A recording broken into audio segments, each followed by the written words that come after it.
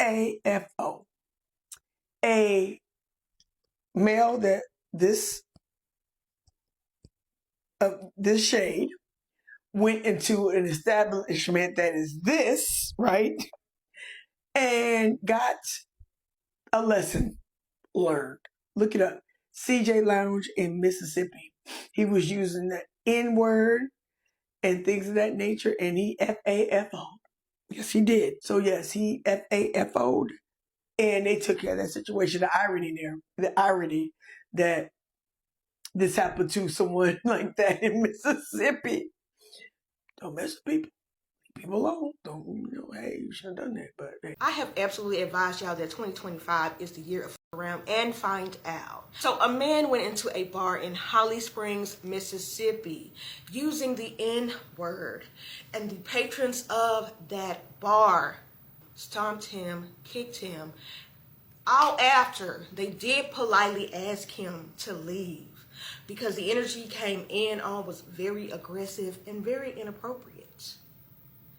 And so he did around and find out that people are not going to be playing with you in 2025.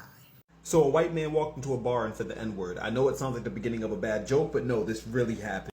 A white man in Mississippi walks into a bar and apparently starts using the N-word all freely. The occupants of said bar did not take too kindly to his use of the word. And from what I hear, he was stripped naked and poppity. Oh, they gave that man the business. In other news, I heard that the second plantation has now just caught fire and is burning to the ground. Oh no. Our history of torture and slavery and abuse and oppression. You know, I was talking to somebody about how, one of the main reasons why Trump made it into office is because the world is changing. The whole world is changing. Around the world, there's more liberal governments being elected all over the place.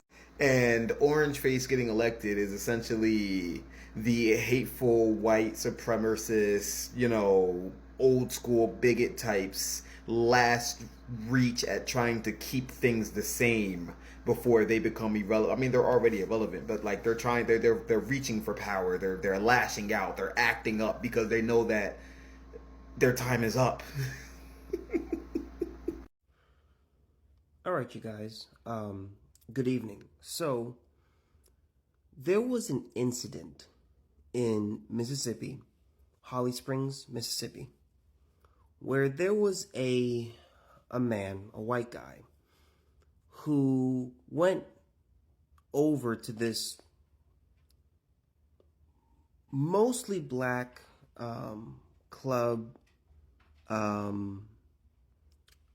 and he's over there, he's drunk, and he is repeatedly saying the N-word over and over and over again.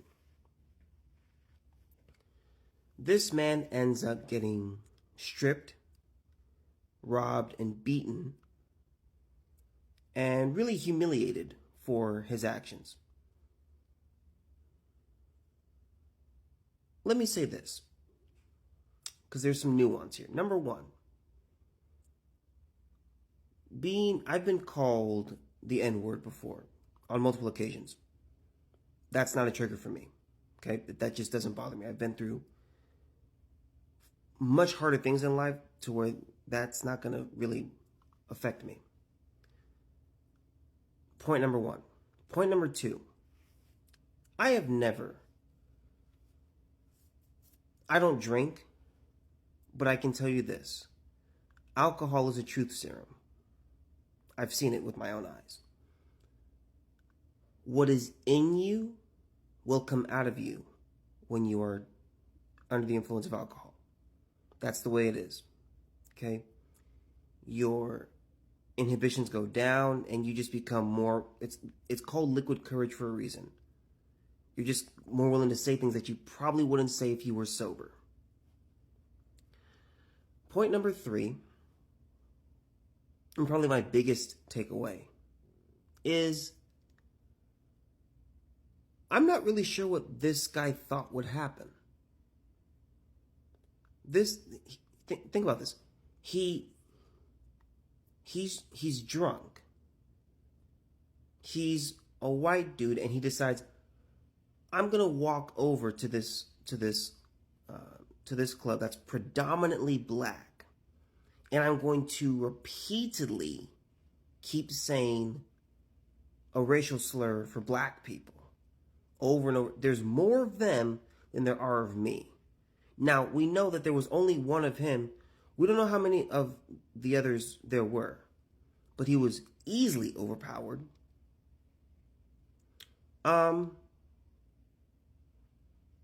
What am I trying to say here? There comes a point where you have to look at a situation and say, you know what? This is just stupid. He did a very, very stupid thing, and he's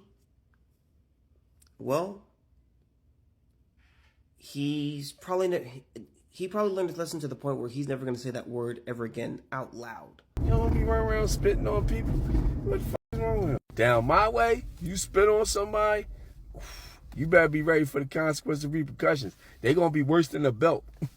Spitting on somebody, the most degrading thing you could do to him. And that was his go-to. And then he did it twice. He did it 2 times. Oh, he better be glad that's all he got was a belt.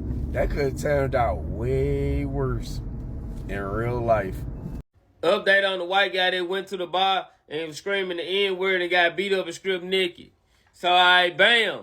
This right here is the owner of the bar. That junk called CJ's Bar. He said he was out in Chicago.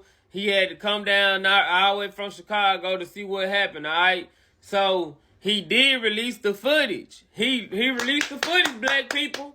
He released the footage. The footage is on my page right now playing. They ain't trying to make that video jump out, but I'm going to repost it. Go up on there and you're going to see it. But look, though, what happened, he basically saying, because they tried to say it was a hate crime. They tried to charge it as a hate crime because white people don't want to be accountable for what the fuck they did, So, bam. The white dude came up in the establishment. They got it all on film. He came in there. He danced for a little while. Before he even said the N-word, he was having a great ass time, So, bam. Nobody said nothing to him. Nobody was doing nothing. Even after he said nigga a few times, nobody did nothing to him, So, bam. It was like a situation where he kept egging it on. This is why he really got mad. He was having such a great time. Believe it or not, that man was having such a great time. Because black folks, they easy to have fun with. We gonna make sure you have fun up in the party now. We did just how we coming. We friendly folk, we cool. Then when it's time to go, he ain't want to leave. Like a little kid. It's on camera, bro. Thank God he showed the camera. Because the news people lied.